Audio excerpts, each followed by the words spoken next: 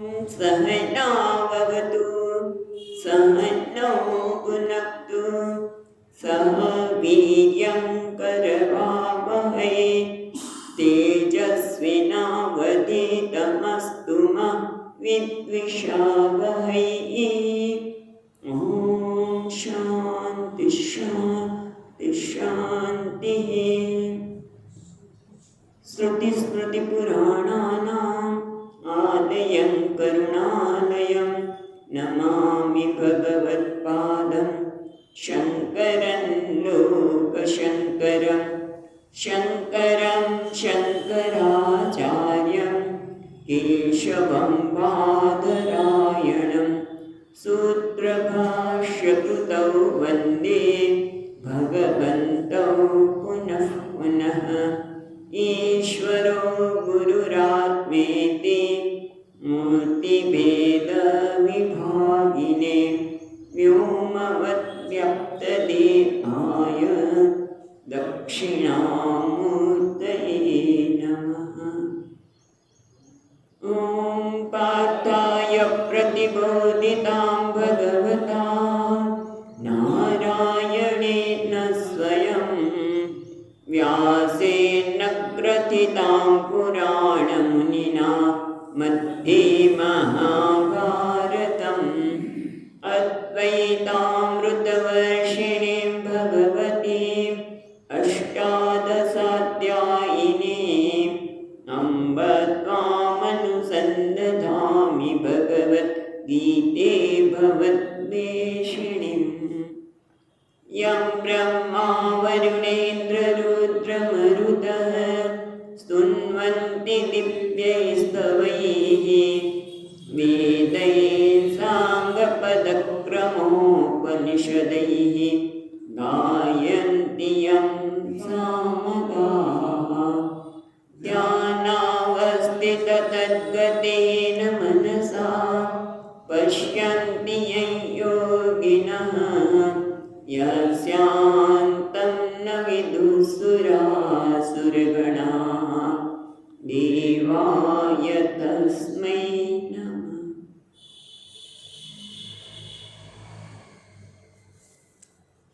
આપણે ગઈ વખતે 12 શ્લોક સુધી અધ્યયન કર્યો. 12મા અધ્યાયના 12 શ્લોક જોયા અને એમાં અહીંયા શંકરાચાર્ય મહારાજ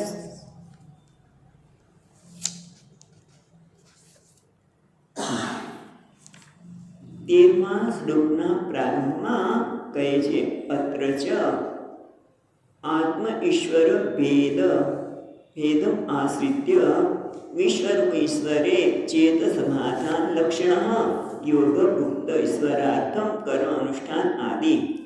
અત્યાર સુધી શું ભગવાને બતાવ્યું એની વાત કરી કે ભગવાને અર્જુને પૂછ્યું કે જે નિત્ય યુક્ત ભક્ત આપની સગુણ ઉપાસના કરે છે અને બીજો ભક્ત જે અવિનાશી અવ્યક્ત અક્ષરની કે નિર્ગુણની ઉપાસના કરે છે તો આ બંનેમાંથી યોગને જાણનારો કોણ શ્રેષ્ઠ છે?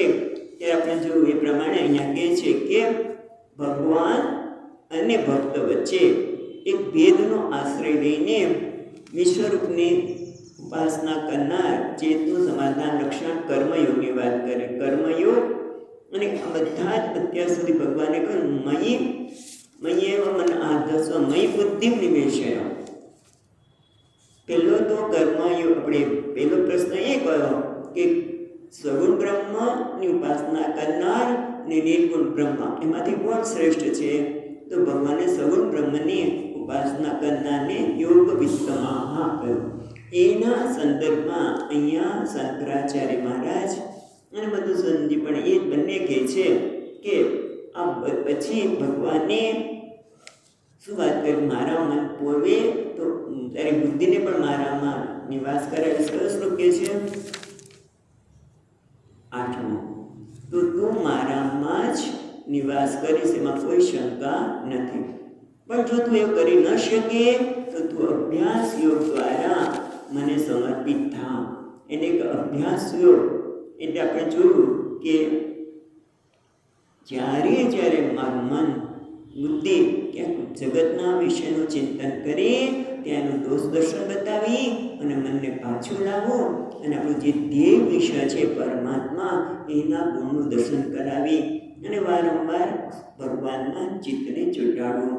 અને એ પણ જો તું ન કરી શકે તો શું કહે છે, મત કર્મો ભવ, તું મારા માટે કર્મ કર, તારા અહંકાર માટે નહીં, મારા માટે એટલે કે આ વિશ્વમાં રહેલા હું એને કેમ લાભ મળે, એનો કેમ ઉપયોગી થાવ, એ ભાવનાથી કર્મ એટલે મત કર્મ કૃત.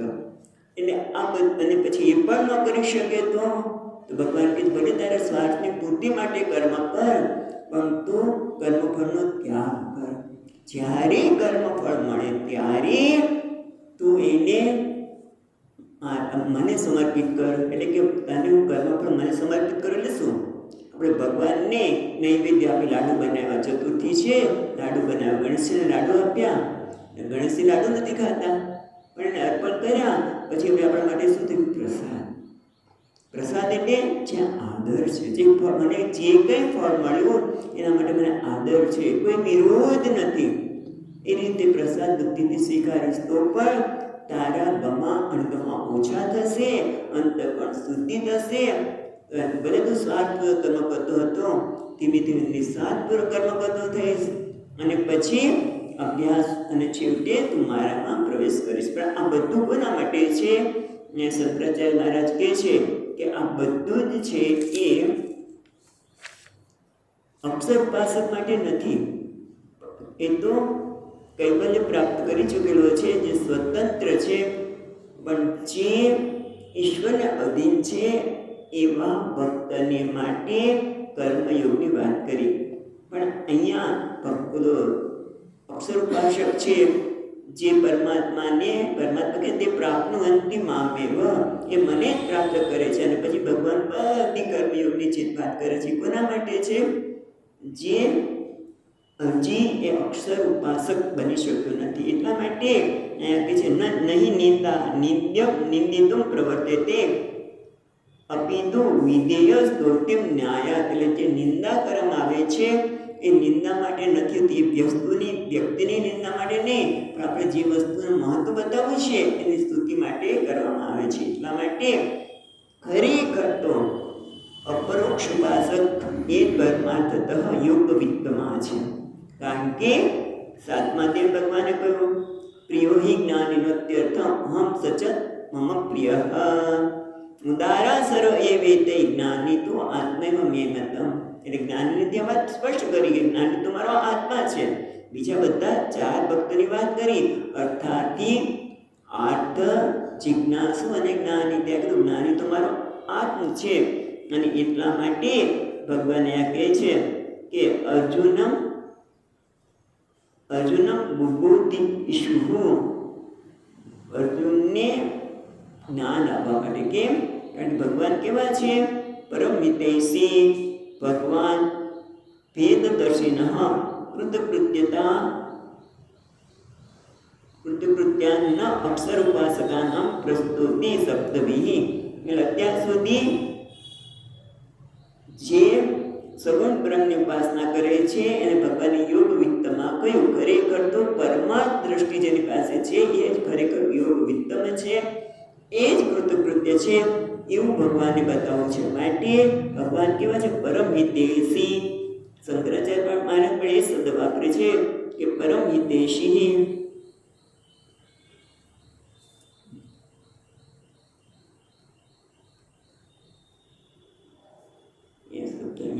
શંકરાચાર્ય પણ પરમ હિત, ભગવાન કહે છે પરમ હિતૈષી. અને કેવી રીતે અર્જુન પણ આ કૃતકૃત્યતા પ્રાપ્ત કરીએ એના માટે હવે પછી 7 શ્લોક સુધી એ જે જ્ઞાની છે, જેના માટે સહજ છે એની વાત કરે છે. અને પછી છેલ્લો 20મા શ્લોકમાં જે સાધક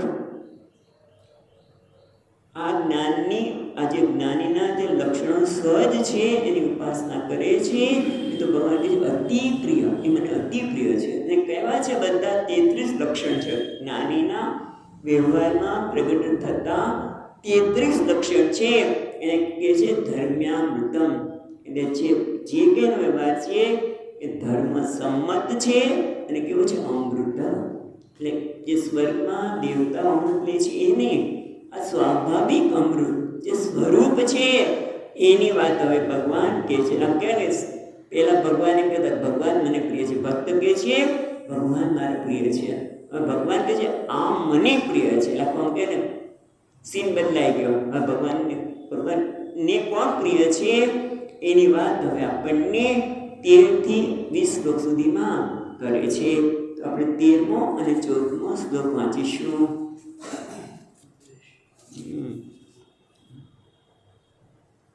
અદ્વેષ્ટા સર્વભૂતાનાં,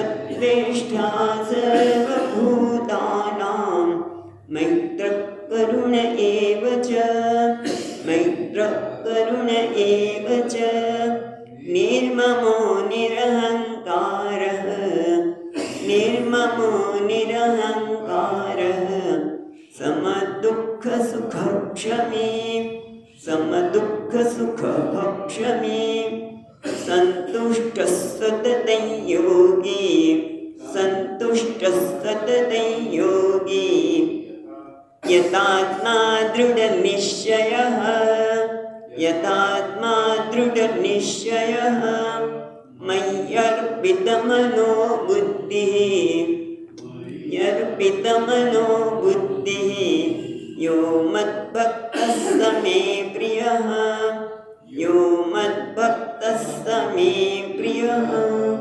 ભગવાન કહે છે 14મા શ્લોકની છેલ્લા ચરણમાં યહ ભક્તઃ, યહ મદ્ભક્તઃ સ મે પ્રિયઃ, યહ એટલે જે મદ્ભક્ત, જે મારો ભક્ત છે એ મને પ્રિય છે. કોણ છે? તો કે ઉદારા સર્વ એવેતે જ્ઞાની તો આત્મૈ મે મતમ. આ બધા જ ઉદાર છે, મને પ્રિય છે. કોણ? આર્ત. એટલે અહીંયા કોની વાત કરી છે પણ આપણે વિચારીએ, કારણ કે શરૂઆત જ કરી છે અદ્વેષ્ટા સર્વભૂતાનાં. અદ્વેષ્ટા જેને કોઈના માટે દ્વેષ નથી. અદ્વેષ્ટા સર્વભૂતાનાં અને સર્વભૂતાનાં મૈત્ર, બંને સાથે જશે, બંને બાજુ. બધા જ પ્રાણી માત્ર માટે જેને પ્રેમ છે, મિત્રતા છે, મૈત્રીપૂર્ણ વ્યવહાર છે. કરુણ, કરુણાવાન છે. કરુણ એવ ચ અને વળી કરુણાવાન છે. પછી કેવો છે? નિર્મમ, જેનામાં મમ ભાવ નથી, મમ ભાવથી રહિત છે. નિરહંકાર, અહંકાર રહિત છે. સમદુઃખ સુખક્ષમી, સમદુઃખ એટલે સુખ અને દુઃખમાં જે સમાન છે. ક્ષમી એટલે જે ક્ષમાવાન છે. સંતુષ્ટ સતતમ યોગી, સંતુષ્ટ એટલે જે સંતુષ્ટ છે. સતતમ એટલે હંમેશા નિરંતર જે સંતુષ્ટ છે. અને યોગી છે એટલે સમાહિત ચિત્તવાળો છે. યતાત્મા જે આત્મસંયમી છે, જેનો નિશ્ચય દ્રઢ છે, દ્રઢ નિશ્ચય. અને મયી અર્પિત મનોબુદ્ધિ, જેનું મન અને બુદ્ધિ મને સમર્પિત છે એવો મારો ભક્ત મને પ્રિય છે. તો આ બધા લક્ષણ છે એ કોને લાગુ પડી શકે? 4 પ્રકારના ભક્તોની વાત. ઉદારા સર્વે, ત્યાં બધા જ મારા ભક્તો ઉદાર છે, સુંદર છે, પુણ્યશાળી છે. કોણ છે? આર્ત, મુશ્કેલીમાં ભગવાનને યાદ કરે. ગજેન્દ્ર મુશ્કેલીમાં યાદ કર્યા. અર્થાથી કોણ છે? ધ્રુવ છે એ આલોક કે પરલોક માટેની માંગણી કરે છે. કેવો છે? ધ્રુવ અર્થાથી કહી શકાય. ઉદ્ધવજી જેવા જિજ્ઞાસુ ભક્ત છે. તો સનક સનકાદી જ્ઞાની ભક્ત છે. તો અદ્વેષ્ટા છે એ કોને લાગુ પડે? કે જે કોઈના માટે દ્વેષ નથી કરતો. એ કોણ શક્ય હોય? જ્ઞાની માટે. અને જિજ્ઞાસુ છે એને પ્રયત્નપૂર્વક આ પ્રાપ્ત કરવા છે. અને બીજી એક વસ્તુ બહુ સુંદર છે. શું છે સુંદર? કે આ બધા જ ગુણ છે એ ખરેખર આપણા બધાનો સ્વભાવ છે. પણ છતાંય આપણને એવું જણાતું નથી. શું નથી જણાતું? કે આપણે બધાને દ્વેષ અદ્વેષ્ટા એટલે કોઈના માટે પણ દ્વેષ હોતો નથી. આ જ્ઞાની માટે જ્યારે આપણનો સ્વભાવ હોવા છતાં પણ આપણે દ્વેષ થતો હોય એવું લાગે છે. કેમ? કારણ કે કંઈક અવરોધ છે, કંઈક રાગ દ્વેષ છે. એના લીધે આ બધા ગુણ આપણા માટે સહજ નથી, એના માટે પ્રયત્નપૂર્વક કેળવવાના છે.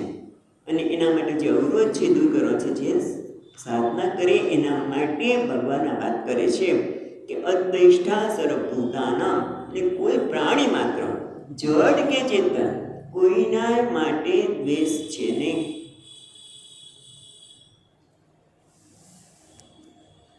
અચ્છા, અહીંયા શંકર આપણે બહુ સુંદર ટીકાકાર કહે છે કે પર સર્વાણી ભૂતાની આત્મત્વેન પશ્યન આત્મનો દુઃખ હેતુ કપી પ્રતિકૂળ બુદ્ધિ અભાવાત. દ્વેષનું કારણ શું છે? અદ્વેષ્ટા એટલે દ્વેષ કરવું. એ ક્યારે થાય કે જ્યારે મને પ્રતિકૂળ લાગે, મારાથી કંઈક જુદું લાગે, મારાથી કોઈ આગળ વધી જાય તો મને દ્વેષ થાય. પણ જ્ઞાનીને પ્રતિકૂળ જેવું લાગતું જ નથી. ભલે દુઃખ આવતું હશે પણ એને પ્રતિકૂળ લાગતું નથી, અને એટલા માટે એને કોઈના માટે દ્વેષ થતો નથી. કોઈ વ્યક્તિથી દુઃખ પણ થઈ શકે. સામાન્ય વાત કરીએ આપણે કે વિદ્યાર્થી અવસ્થામાં ભણતા હોઈએ અને કોઈને આપણા કરતાં વધારે માર્ક્સ આવે તો તરત દ્વેષ થાય. આપણા કરતાં કોઈની પાસે ગાડી વધારે સારી ગાડી, આપણે ત્યાં ગાડી છે અને બીજાને ત્યાં પાડોશીને ત્યાં આવે તો તરત દ્વેષ થાય કે મારા કરતાં એ આગળ વધી ગયા. દ્વેષ એટલે કેવું છે કે દ્વેષ આવે, મને ઈર્ષા થાય, મને બળીએ, પણ સાથે સાથે શું થાય કે પછી એ મારા મનનો કબજો લઈને ભગવાનને ત્યાં સ્થાન આપે નહીં. દાખલા તરીકે વિદ્યાર્થીની વાત કરી કે બીજા કોઈની પણ પછી આંખ બંધ કરી ભગવાન નામ લે તો ભગવાનનું નામ યાંત્રિક લેવાતું હોય, પણ પેલી વ્યક્તિ મારી સાથે મારા કરતાં આગળ નીકળી ગયો, પેલો આમ થઈ ગયો, એને આપણે કંઈ દુઃખ પહોંચાડ્યું, એ બધું જ દ્વેષનું કારણ છે. કોઈ મારા કરતાં આગળ નીકળી જાય તો મને દ્વેષ થાય, કોઈ મને દુઃખ પહોંચાડે તો દ્વેષ થાય.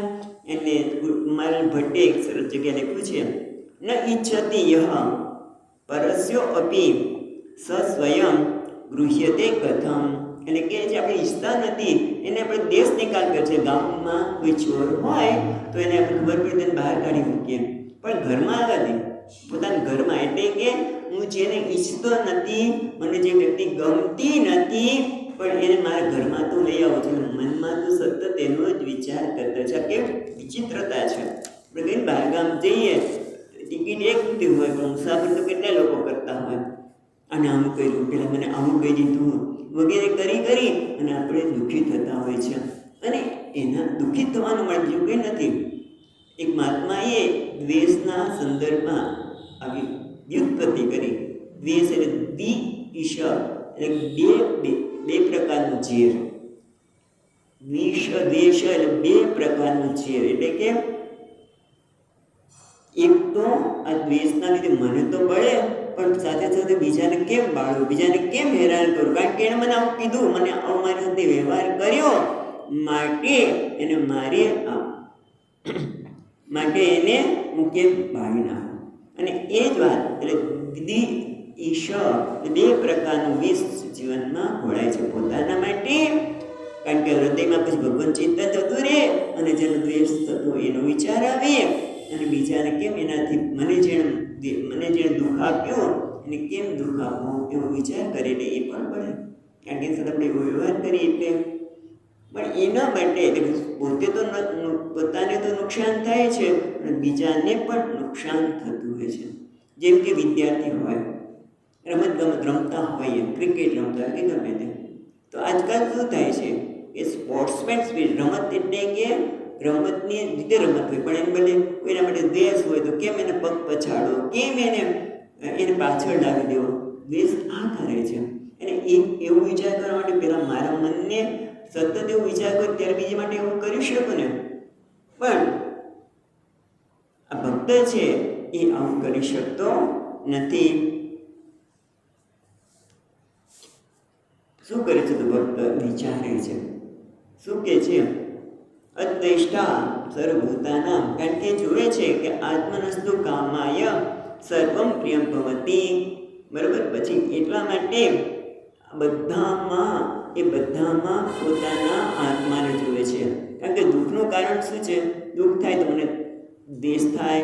પણ અહીંયા કીધું કે પોતાને બધામાં આત્માને જોવે છે અને બહુ સુંદર વ્યાખ્યા કરી કે સર્વભૂતાની આત્મત્વેન પશ્યન, પોતાના બધા પ્રાણીના પોતાના આત્માને જુએ છે.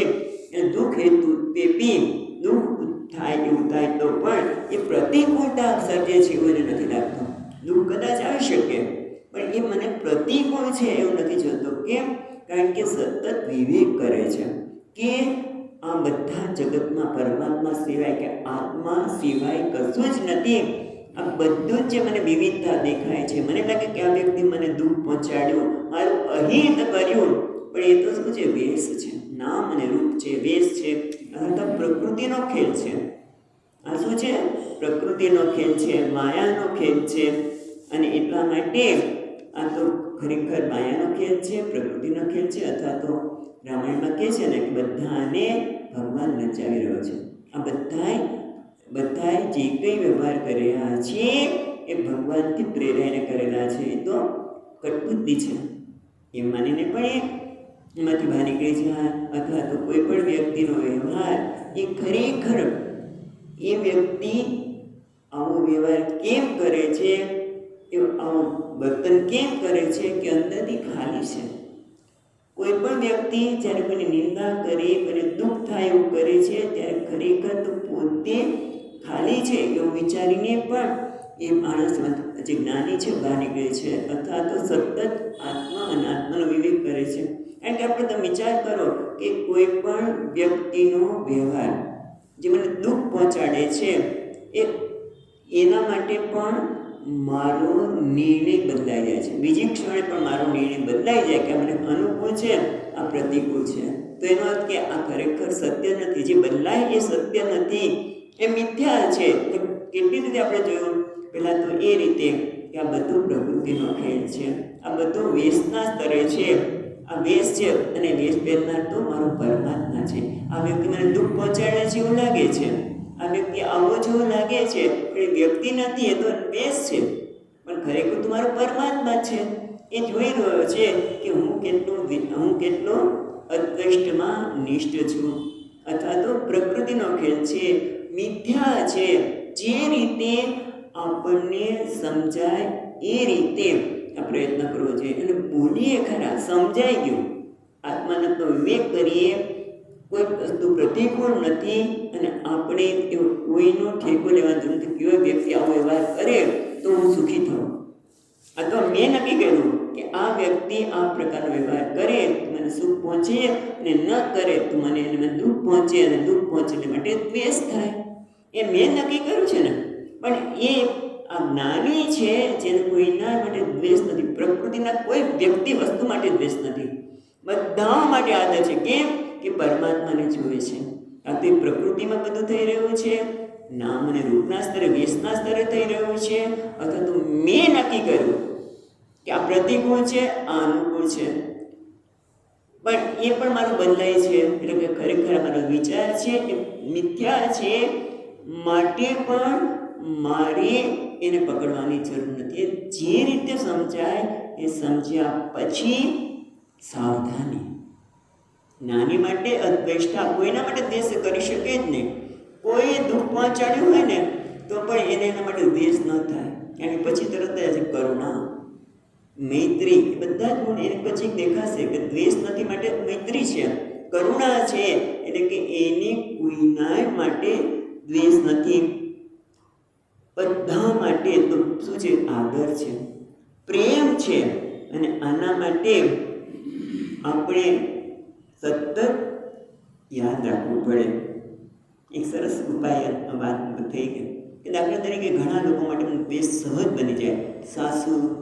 સાસુને વહુ માટે, વહુને સાસુ માટે, કે સાહેબ માટે, પાડોશી માટે પણ દ્વેષ થઈ શકે. તો રાત્રે તરત પ્રાર્થના કરીએ કે આ બધા માટે મને દ્વેષ છે, એની બદલે મને સાચા હૃદયથી હું એને પ્રેમ કરું છું. અથવા તો મારા સ્વામીજીએ એક સરસ ધ્યાનની પ્રક્રિયા બતાવી હતી કે દ્વેષનો અદ્વેષ્ટા, એના માટે શું છે? પ્રેમ. તો એના માટે તમે ધ્યાન કરો કે મને મારી વહુનો વ્યવહાર નથી ગમતો એટલે મને દ્વેષ થાય છે, કે મને સાસુનો વ્યવહાર નથી ગમતો, કે મને સાહેબનો વ્યવહાર, કોઈ પણ સાસુ વહુનો તો સામાન્ય દ્રષ્ટાંત આપ્યો. કોઈનો પણ હોય, પતિ પણ હોય, ઘણી વખત એના માટે દ્વેષ થઈ જાય, કારણ કે જવા ન દે ક્યાંક જવું હોય તો. એટલે ટૂંકમાં બધું બની શકે.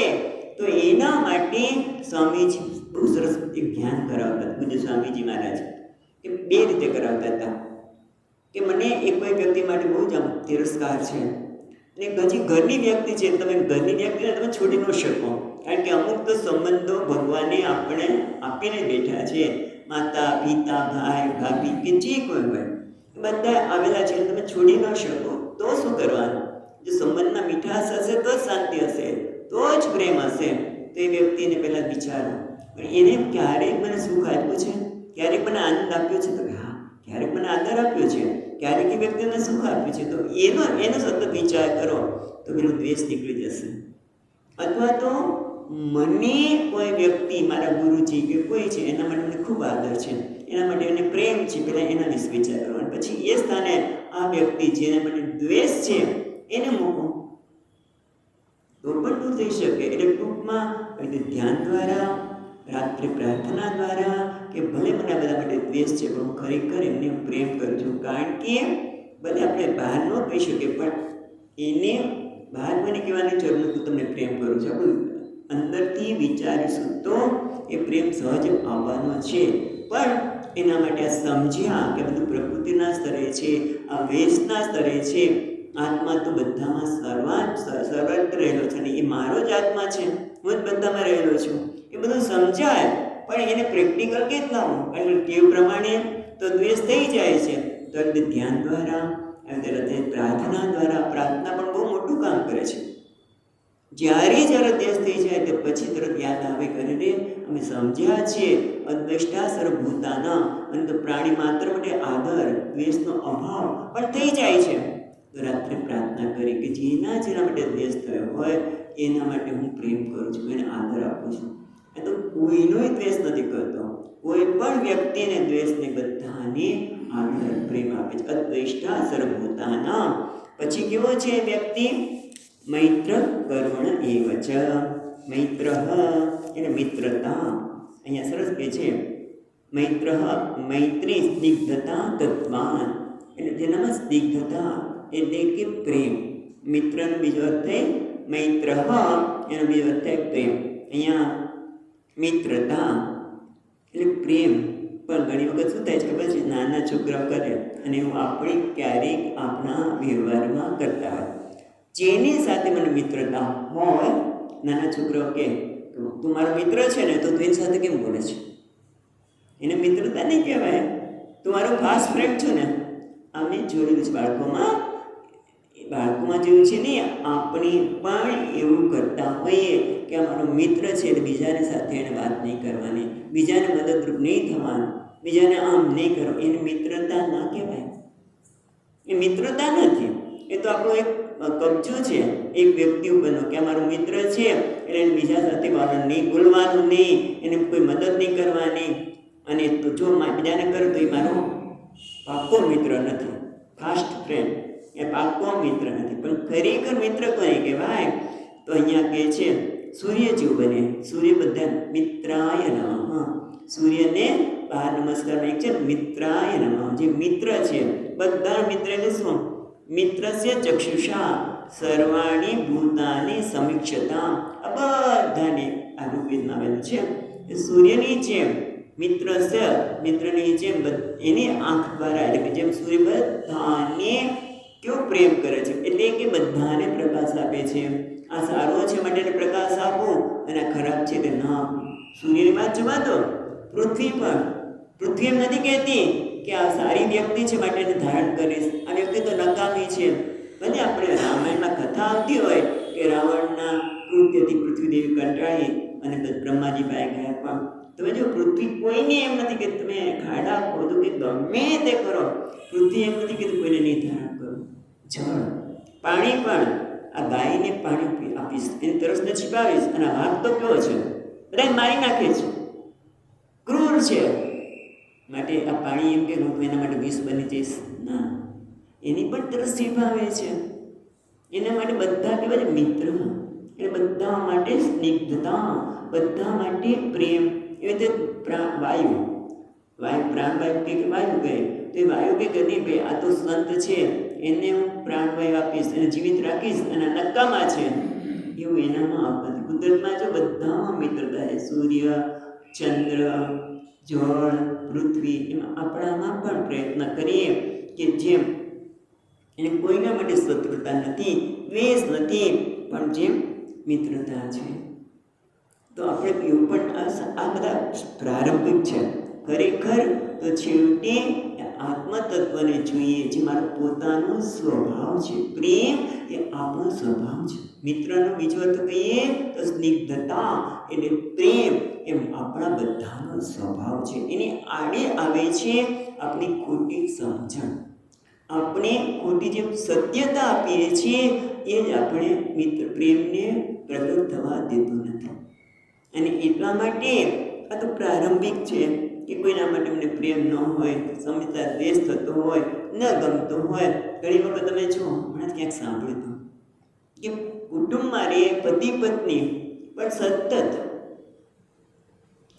એકબીજાનો તિરસ્કાર જ કરે, પ્રેમ જ ન કરતો. એક કુટુંબ કેવું હોય, એક નાનકડો જોક વાંચ્યો હતો, યાદ આવ્યો કે પત્ની કહે છે કે જાગો ને, અમારે જાગો, રસોડામાં ચોર આવ્યો છે અને સુખડી ખાઈ જાય છે.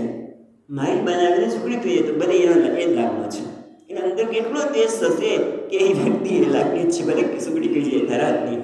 તું જે કંઈ બનાવે છે બરોબર છે નહીં. તમે જો કોઈ પણ વ્યક્તિ કુટુંબમાં પણ જુઓ તો કોઈ વ્યક્તિ કંઈક પણ સારું બનાવે તેને તો બરોબર નથી, બસ એ જ કહેવામાં આવે. તો એની બદલે એ બધું જ મારો દ્વેષ છે, મારો અણગમો છે. એ સૂર્યનારાયણ પાસે જ્યારે અર્ઘ્ય આપતા હોય ત્યારે 2 મિનિટ એવો ભાવ કરીએ કે આ સૂર્યના કિરણમાં મારા કુટુંબના, આપણે શરૂઆત કુટુંબથી કરીએ, પછી જગતના પદાર્થો સાથે, પછી વિશ્વ સાથે, બધામાં પ્રેમ સહજ છે. પણ શરૂઆત કરીએ કે સૂર્યનારાયણના કિરણોથી મારા બધા માટે, જે માટે દ્વેષ છે, અણગમો છે, આપણે વ્યવહાર કરીએ ત્યારે અણગમો જ પ્રગટ કરીએ. તમે જો ઘણા બધા એવા હોય છે કે પતિ પત્ની હોય કે પુત્ર હોય તો અણગમો જ કરે, પણ એની બદલે જો પ્રેમ પ્રગટ કરીએ તો. એક ઘટના બનેલી છે કે વિદ્યાર્થીઓ બહુ તોફાન, કેટલાક છોકરા સ્કૂલમાં તોફાન જ કરતા. બાજુની વાડીમાં, જે સ્કૂલની બાજુમાં વાડી છે ગામડામાં, ત્યાં જઈને એટલું નુકસાન કર્યું. એટલે પેલા માણસે જઈને પોલીસને પકડાવી દીધા અને કીધું તા. પછી પ્રિન્સિપાલે કીધું તમારે વિદ્યાર્થીને પકડ્યા છે, પ્રિન્સિપાલે જવું પડે. પ્રિન્સિપાલ કશું બોલ્યા વગર છોકરાઓને છોડાવી દીધા. અક્ષર પણ ન બોલ્યા કે તમે આવું કેમ કર્યું. કારણ કે છોકરાઓ તો પછી ધ્રુજતા હતા કે હવે પ્રિન્સિપાલ છોડાવવા આવ્યા છે તો હવે આપણે તો ખેર નથી, કંઈક કહેશે કંઈ. પ્રિન્સિપાલ કશું જ ન બોલ્યા. છોકરાઓ ક્યારેય તોફાન ન કર્યું. તમે કહી દો તો પછી સાંભળવાનું છે, કંઈ મને કીધું, આ લોકો મને કહેવાના છે, હું છૂટ દઉં. એટલે નફરત પણ બની શકે, પણ પ્રેમ જ્યાં હોય ત્યાં માણસ બદલાય છે. પ્રેમ બહુ મોટી તાકાત છે. એવી રીતે ગાંધીજી માટે પણ કહેવાય છે, કેટલાક પ્રસંગો છે પ્રેમનો, કે તમે માણસને ધિક્કારો તો એ માણસમાં પરિવર્તન ક્યારેય આવવાનું નથી. 2-3 પ્રસંગમાં એક ગાંધીજીનો પ્રસંગ એવો છે કે એમની ઘડિયાળ ખોવાઈ ગઈ. આશ્રમમાં એમની ઘડિયાળ ખોવાઈ ગઈ. એટલે પછી બધાએ બાપુની ઘડિયાળ મળી ગઈ અને એ વ્યક્તિને લઈને આવ્યો, બાપુ આને આ ઘડિયાળ ચોરી. બાપુ કે ભાઈ, મારે જો ખરેખર મારે ઘડિયાળની કિંમત હોત તો મેં આડાથી મૂકીશું કામ. અને એને મારા કરતાં ઘડિયાળની વધારે જરૂર છે માટે એને લીધી, કારણ કે એના પાસે હતી નહીં અને એને ગમે તેમ કરીને એને ઘડિયાળની જરૂર હતી, મારી ઘડિયાળ લીધી, ભલે એને લીધી, રહેવા દો એની પાસે. બસ આટલું જ કીધું એને કોઈ પ્રકારનું કડવા બેન ન થયા, કારણ કે મિત્ર એટલે સ્નિગ્ધતા, જ્યાં પ્રેમ જ વરસે છે. પેલી વ્યક્તિ બદલાઈ ગઈ. બીજો પ્રસંગ પણ યાદ કરીએ કે ગાંધીજી ટ્રેનમાં હતા અને એક વ્યક્તિ કફ હતો, થૂક્યો અને ટ્રેનમાં અંદર જ. એટલે ગાંધીજીએ પેપર વાંચતા તેમાંથી પેપરનો ટુકડો લઈ અને સાફ કરી નાખ્યો. બીજી વાર પછી તેને ગુસ્સો આવ્યો એટલે થૂક જ કરે અને ગાંધીજીએ સાફ કરતા જ રહ્યા. પછી જ્યારે સ્ટેશન આવ્યું ત્યારે બધા એમને હારણ દ્વારા કર્યા, ત્યારે કોઈ પ્રભુ આ તો ગાંધીજી છે. પછી એને એટલું બધું દુઃખ થયું કે અરે મેં ગાંધીજી સાથે આવું કર્યું. અને પછી ગાંધીજીને ક્ષમા માગી તો કે જો ભાઈ, હવે પછી તું ક્યારેક તું આવું જોવે ને ત્યારે તું આવું મારી જેમ કામ કરજે. એટલે પ્રેમથી માણસમાં તાકાત છે કે બધા જે મિત્ર એટલે આ મિત્રતા એટલે એવું નહીં કે મારો મિત્ર છે એટલે મારો જ રહેવો જોઈએ, બીજાનો નહીં, બીજાને કે મદદ કરે મને ગમે નહીં. પણ મિત્રતા ને સૂર્યની જે બધાના માટે પ્રેમ, બધાના માટે આદર, એનું નામ મૈત્ર. અને એ માણસને બદલાવી શકે છે. એને મહત્વ તો એ જ છે કે આ વિદ્યાર્થીને બધાને એટલા માટે વાત કરીએ છીએ. બીજી એક નાની વાત યાદ આવી. એક છોકરાએ તોફાન કર્યું, એટલું બધું તોફાન કર્યું એટલે ઘરે તો પહોંચી જ જાય. ત્યાં છોકરાએ બહુ તોફાન કર્યું છે એટલે એને ખબર પડી કે હમણાં પિતાજી આવશે તો સોફા નીચે સંતાઈ ગયો. સોફા નીચે પલંગ નીચે જતો રહ્યો, સોફાને નહીં પલંગ સોફાએ પેલા આવતા અંદર જતો રહ્યો. એને પછી પિતાએ કહ્યું બેટા બહાર આવી છે, કંઈ વાંધો નહીં, આપણે 1 વર્ષ બગડશે ને, વધારે નથી બગડવાનું ને, કશું જ નહીં. એના છોકરે પછી ક્યારેય તોફાન ન કર્યું. બહુ દાડ આવતી હતી સ્કૂલમાં, પણ પછી ક્યારેય ન કર્યું. એટલે છોકરો તોફાન કરે તો એને કહેવાનું, પણ તરત તમે કોઈ ના કરતા પછી કહે કે બેટા આ ન કર્યું હોય તો કેવું સારું હતું. એટલે ટૂંકમાં પ્રેમ એ અને ભક્તો માટે તો શું છે, એને બધાને પ્રેમ કેમ કરી શકે છે? બધા માટે, કારણ કે એમાં એને તો ભગવાન જ દેખાય છે. અને એટલા માટે કરુણા પણ કરી, પ્રેમ પણ કરો. આ જે પ્રેમની વાત કરી છે, કેવા કેવા લોકો બદલાયા. એકનાથના જીવનમાં પણ બનેલું છે કે એ નહીં આવ્યા ને કોઈ કે તું યાર ગુસ્સે કરે તો તું પૈસા આપીશ, તું એકનાથને ગુસ્સે કરે તો તને પૈસા આપીશ. તો નકામો છે સાધુ, તો ખાલી બહારથી દેખાવ કરે છે. ભલે એટલે એકનાથજી નહીં આવ્યા ને તો થૂક્યો, એટલે પાછા એકનાથજી નાવા ગયા 108 વખત. અને થૂક્યા જ જાય તો નયા જ કરે. એટલે પછી એને પગમાં પડી ગયો. હું તો ગુસ્સે થયા કે તને નથી ખબર પડતી હું નહીં ના આવું છું તમારા પર થૂકે છે ના. એટલે આ શું છે, એની કહેવાય ને કોઈના માટે એને પ્રેમ જ છે, કોઈ માટે દ્વેષ નથી. કોઈના વર્તનથી એને દુઃખ પહોંચતું નથી તો જ થાય ને. એટલે કોઈને આગ્રહ જ નથી કે કોઈ કે આમ કરવું જ જોઈએ, આમ કરે તો જ બરોબર છે. અને કોઈનો માટે આગ્રહ જ નથી, કારણ કે જોઈએ છે આપણે હમણાં જ અદૃષ્ટમાં વાત કરી એ પ્રમાણે આ બધા વેશના સ્તરે છે, અમારો ભગવાન જ કરી રહ્યો છે, માટે પણ એની ચિંતા નથી. કોઈ અદ્વેષ્ટા સર્વભૂતાનામ, આ વ્યક્તિ તો નિમિત્ત છે, નિમિત્ત માત્ર ભવસવ્ય સાચીન ભ્રામયન સર્વભૂતાની યંત્રારૂઢાની માયા. ભગવાન તો બધાને ભ્રમિત કરે છે, માટે ભગવાનનો પ્રેરાયો કરે છે. અને આમ તો મને દુઃખ પહોંચાડે છે એ તો ખાલી નિમિત્ત માત્ર છે. માટે હું બધાને એને દુઃખ કામ માનું, બધાને પ્રેમ આપીશ. અને એવી જ વાત કરી મૈત્ર કરુણ એવા છે. કરુણ એટલે કરુણાવાન. જ્યાં મિત્રતા છે ત્યાં કરુણા સહજ છે. કરુણા એટલે શું? કરુણા દુઃખિતેષુ દયા તદ્વાન સર્વભૂત અભયદાતા પરમહંસ પરિવ્રાજક સંન્યાસી. સુંદર વ્યાખ્યા કરે છે કે કરુણા એટલે કે કરુણાવાન. કોના માટે? દુઃખિતેષુ જે દુઃખી છે એના માટે દયા, બધાના માટે અભય. કરુણા એટલે કહે છે ભૂત અભયદાતા, સર્વભૂત અભયદાતા પરમહંસ પરિવ્રાજક સંન્યાસી. જે કરુણા ક્યારે થાય કે અને અભય કોને આપી શકે કે જેને કશું કોઈની પાસેથી લેવાનું નથી, પણ એ બીજાને જોવે ત્યારે એના માટે ત્યાં દયા સહજ રીતે પ્રગટ થાય. સ્વામી મહારાજ કે બધાના હૃદયમાં કરુણા પડેલી છે, પણ એ કરુણાને આપણે પ્રગટ થવા નથી દેતા. કારણ કે આપણે કંઈક એને મદદ કરીશું તો આપણે કદાચ ખાસ તો કંઈક અકસ્માત થયો હોય અને આપણે તેમને મદદ કરવા જઈએ, પાછા પોલીસના લફડા થશે, માટે છોડો, આપણે તરત જ હાથ પાછો ખેંચી લઈએ. પણ એના માટે આપણે જરાક વિચાર કરવો જોઈએ કે આપણે શું કરીએ. કરુણાને કોઈને જોઈએ, દુઃખી જોઈએ, ભૂખ્યો જોઈએ, તરત જ એમ થાય કે મને શું આપવું. અને એમાં રંતીદેવનું દૃષ્ટાંત પણ સુંદર છે અને આપણા હનુમાનજી મહારાજનું પણ સુંદરકાંડનું દ્રષ્ટાંત સુંદર છે. પેલી સુરસા નામ અહીં કે મારે સુરસા આવ્યા અને કે મને ભૂખ લાગી છે, તો હા ભૂખ્યા હોય એને ભોજન આપવું જ જોઈએ. હું તમારું ભોજન તો તૈયાર છું, પણ પેલા રામકાજ કરી આવો. આ પણ વિવેક બહુ મોટો છે. હું રામકાજ કરી આવું, અને છતાં પેલા ન માને તો પોતે મોટા થતા ગયા અને એકદમ નાના થઈને બહાર નીકળી ગયા. આપણે એની કરુણા જ છે જોવા જઈએ તો. અને એના કરતાં પણ રંતી દેવના સંદર્ભમાં રંતી, સીબી, દધીચી આ બધા કરુણાના કે દુઃખે સુખ પોતાની જાતને પણ આપી દેતા અચકાતા નથી. અને આપણે તો કોઈને આપવાનું હોય તો આપણે મને આપી દઈશ તો મારું શું થશે? મનમાં તો દેખો આટલા રૂપિયા આપું, પણ જ્યારે આપવા જઈએ ને ત્યારે ઓછા કરીને જ આપીએ. કેમ? નાના એને કંઈ જરૂર નથી, એટલે બધાને આપી દઈશું તો આપણું શું થશે? એના માટે ઘટના વાંચેલી કે મંદિરે જાય તો 10 પૈસા મૂકવાના. અત્યારમાં નથી, અત્યારે 10 પૈસા તો છે નહીં આપણી પાસે ચલણમાં, પણ એમ ઓછામાં ઓછા પૈસા આપવાના. અને ક્યાંય બહારનું ખાય નહીં, ધર્મનું પાલન કરે, પણ એ પૈસા પછી કઈ ગતિ થાય? નાશ. છોકરા એને ઉડાડી નાખ્યા.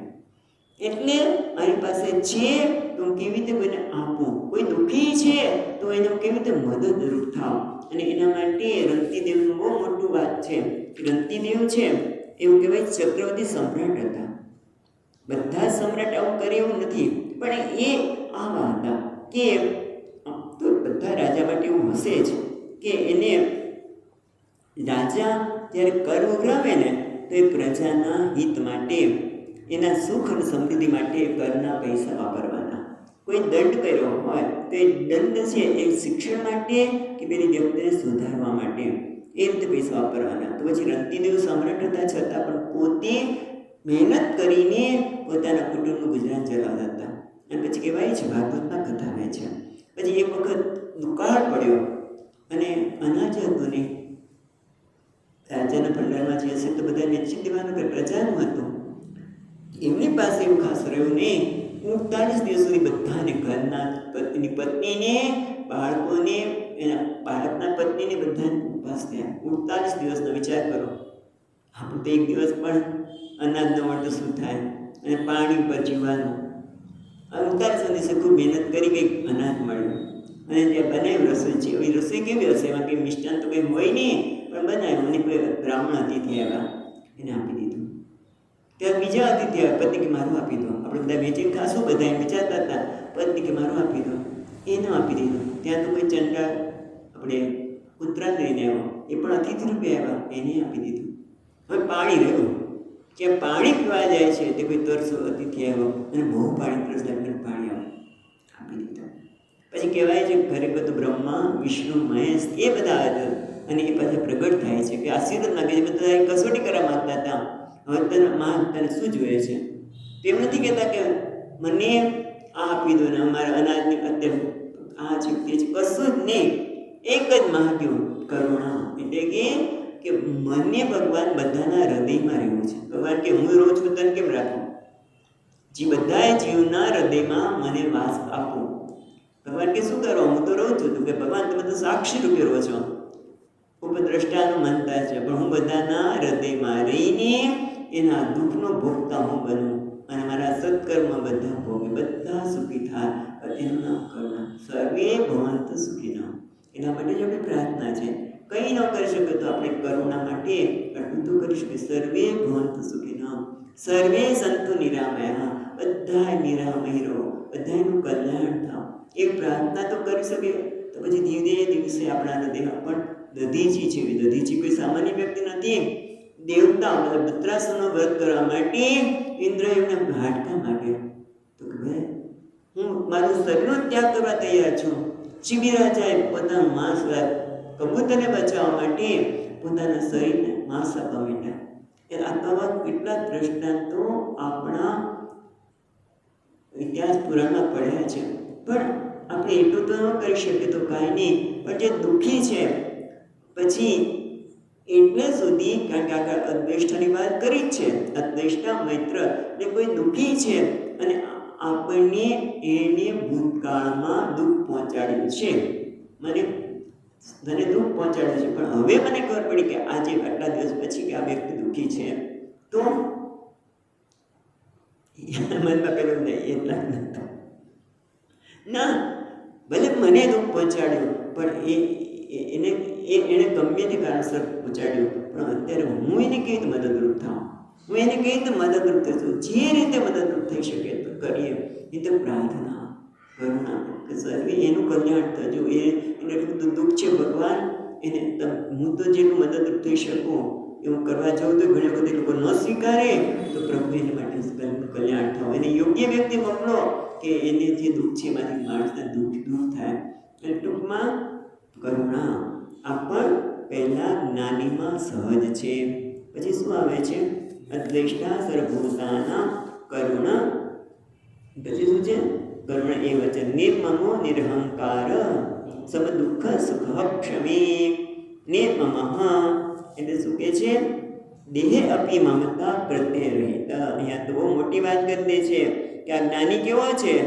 નિર્મમ, મમતા પ્રત્યે વર્જિત. શંકરાચાર્ય કહે છે જેનામાં મમકાર નથી, એ પ્રકારનો વૃત્તિ ઉત્પન્ન થતી નથી. પણ અહીંયા બીજા ટીકાકાર કહે છે કે દેહ માટે પણ મમકાર નથી, દેહ માટે પણ જેને મમકાર કે મારું શરીર છે, કારણ કે મારું શરીર કહે તો ક્યારેક આપણને કોઈના માટે દ્વેષ થઈ શકે, પણ મમતા રહિત એટલે તેને મમતા છે જ નહીં. ભલે ને આપણે નરસિંહ મહેતાનું ભજન ગઈએ, મમતા મારે નહીં એનું મારે સૂરી કરવું, પણ એના માટે ખરેખર તો વિચાર કરવાની જરૂર છે કે મમતા કોના માટે?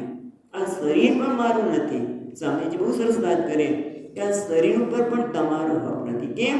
કારણ કે માં કહે છે મેં એનો જન્મ આપ્યો છે, આ છોકરા પર મારો હક છે, એના શરીર પર મારો હક છે.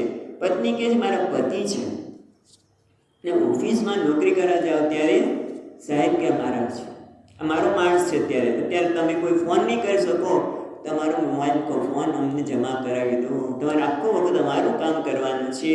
એ શરીર પર પેલા સાહેબનો હક છે, માનો હક છે, પિતાનો હક છે, પત્નીનો હક છે. અને અનેક પેઢીથી સ્વામીજી મહારાજ કે અનેક પેઢીથી આ શરીરમાં રહેલા જીવાણુ, પેઢી કહેવાય ને, અનેક પેઢીથી રહેલા જીવાણુ કે અમારું છે, અમને ખોરાક મળવાનો છે માટે જીવાણુ કે અમારો છે. અને આકાશમાં તું જે ગીધ છે કે આ અમારો ખોરાક છે, ક્યારેક મારો ખોરાક બનશે. એટલે ટૂંકમાં આ રીતે વિચારીએ તો આપણા શરીર ઉપર આપણે શું કરી શકીએ. અને બીજી રીતે જોઈએ તો આપણે મમકાર કેવી રીતે કરી શકું? આ શરીર મેં બનાવ્યું છે, મને આપવામાં આવ્યું છે, આ મારા મા છે, આ મારા પિતા છે. મારા એટલે માલિકીનો ભાવ, જ્યાં મારું કહીએ એટલે માલિકીનો ભાવ. એટલે અહીંયા નિર્મમ એટલે કે જેને કોઈ માલિકીનો ભાવ જ નથી. આ શરીર ઉપર પણ નહીં કે પોતાની શરીરની સાથે જોડાયેલા કોઈ પણ સંબંધો છે એની માટે પણ મમકાર નથી. એટલે મારા છે એટલે કે માલિકીનો ભાવ નથી. બધા સાથે પ્રેમનો સંબંધ છે, કારણ કે આ બધું મને આપવામાં આવ્યું છે. માતા પિતા પણ મને આપવામાં આવે છે, આ શરીર પણ મને આપવામાં આવ્યું છે. આ મન બુદ્ધિ જે કંઈ કહીએ એ બધું જ આપવામાં આવ્યું છે. અથવા તો નિર્મમ માટે બીજું પણ કહી શકાય કે હું સેવક, હું સ્વામી મમ રઘુનાથ, હું સેવક છું અને મારા પ્રભુ સ્વામી છે, અને સેવકને કોઈ મમકાર કરવાની. ભગવાન તુલસીદાસના શ્લોક કહે છે કે સેવક એવો છે કે ભગવાન જેમ રાખે, મારે તારે જેમ રાખે એમ રહે. એનું નામ નિર્મમ. કાં તો સેવક ભાવ, કાં તો વિચારથી કે મારે કોના પર મમકાર કરો, કે આને બધું કેટલા બધા હક છે, તો હું કેવી રીતે આ શરીર ઉપર પણ હક કરી શકું. અને છેવટે વેદાંત દ્વારા આત્મ અનાત્મ વિવેક, જે અનાત્મા છે, જે જળ છે, જે પરતંત્ર છે, એ કોણ છે? આ દેહ પણ અનાત્મા છે. હું એ દ્રશ્ય છે એને જાણનાર હું દ્રષ્ટા છું. એક ક્ષેત્ર છે, હું ક્ષેત્રજ્ઞ. આ શરીરમાં આ સ્થૂળ શરીર પણ આવી ગયું, મન બુદ્ધિ બધું આવી ગયું. એ શું છે? અનાત્મા છે. એટલા માટે એ મમકારને કોઈ સ્થાન જ નથી, મારું કહેવાનું કોઈ સ્થાન જ નથી. સ્વામીજી મને ઘણી વખત સમજાવે કે આ પૈસો તો મારો છે, તો મારો છે પૈસો આપો, અને પૈસો કોઈ લઈ જાય, હમણાં જ કંઈ ઘટના ઘટી, કોઈ લઈ ગયો, એની પાસે જતું રહ્યું, એટલે ભાઈ આ તો મેં સાચીને એ બાળકોને માટે લાવી છું, જતું રહે. કારણ કે મારું એ ક્યારેય કહેતું નથી કે મારું છે, અમારા સ્વામીનું છે કે આ વ્યક્તિનું છે. ચપ્પલ તો લઈ જાય કોઈ, ચપ્પલ નથી કહેતું. એ ખરેખર જેમ ચપ્પલ કે પૈસો કે કોઈ વસ્તુ ખરેખર જેના પર આપણે મમકાર છે, મારું છે, તે આપણે કોઈને આપી શકતા નથી. બટ અહીંયા તો બધું શું છે, અનાત્મા છે, દ્રશ્ય છે, માટે એના સ્થાને છે. અને એના આવવા કે જવાથી દુઃખ ન થાય. બસ નિર્મમ એટલે શું કે જેને મમકાર નથી, એટલે કે જે વસ્તુ પર કોઈ અધિકાર જ કરતો નથી. આ દેહ ઉપર નહીં, એને મળેલા પૈસા, સંપત્તિ, એના સંબંધો, એ બધામાં કે મમકાર એટલે નથી, માટે દુઃખી થતો નથી. નહીં તો દુઃખ લાવે છે કે મારું છે એવું કહીએ એટલે કોઈ પૈસા જતો તો દુઃખ કે કેટલી વાર યાદ કરે, મારા પૈસા કોઈ લઈ ગયો, મારી વસ્તુ કોઈ લઈ ગયો, કેમ પણ સંપત્તિ હતા. એટલે એમાંથી બહાર નીકળવા માટે બહુ સામાન્ય નથી. અત્યારે આપણે હસીએ છીએ એટલું સરળ નથી, કારણ કે આપણા અંદર હૃદયમાં એટલો તો મમકાર પડ્યો છે, આ વસ્તુ મારી છે, આ વસ્તુ મારી છે. અને એટલે એ જાય ત્યારે તમારાથી ભૂલાય જ દુઃખ આવે. અને ભૂલાય નહીં, પણ મને દુઃખ ન આપે તો વાંધો નહીં. ટૂંકમાં મેં દુઃખી ન કરે, એનું નામ જ નિર્મમ. હું નિર્મમ છું કે નહીં, તો વસ્તુના આવા કે જવાથી મારામાં દુઃખ નથી ઉત્પન્ન થતું, તો નિર્મમ. અને આ પેલા ભક્ત માટે સહજ છે. અત્યારે જે લક્ષણ 33 લક્ષણની વાત કરે છે, 33 ગુણો જે જ્ઞાનીમાં સહજ છે. અદ્વૈષ્ટાસર, પોતાના પ્રાણી માત્ર માટે દ્વેષરાહિત્ય, બધા માટે મિત્રતા એટલે કે પ્રેમ, કરુણા, કોઈ પણ દુઃખી જોડે સહજ અને મદદ કરવા માટે દોડી જવું, એ નિર્મમ, મમતા રહિત. પછી કે નિરઅહંકાર, અહંકાર રહિત વગેરે છે. આપણે કાલે જોઈશું. ઓમ પૂર્ણમદ પૂર્ણમિદં પૂર્ણાત પૂર્ણમુદચ્યતે પૂર્ણસ્ય પૂર્ણમાદાય પૂર્ણમેવાવશિષ્યતે. ઓમ શાંતિ શાંતિ શાંતિ. શંકરં શંકરાચાર્યં કેશવં બાદરાયણં સૂત્રભાષ્યકૃતૌ વંદે ભગવन्तौ પુનઃ પુનઃ. ઈશ્વરો ગુરુરાત્મેતિ મૂર્તિભેદ વિભાગિને વ્યોમવદ્વ્યાપ્તદેહાય દક્ષિણામૂર્તયે નમઃ. ઓમ શાંતિ શાંતિ શાંતિ. હરિ ઓમ. શ્રી ગુરુભ્યો નમઃ. હરિ ઓમ.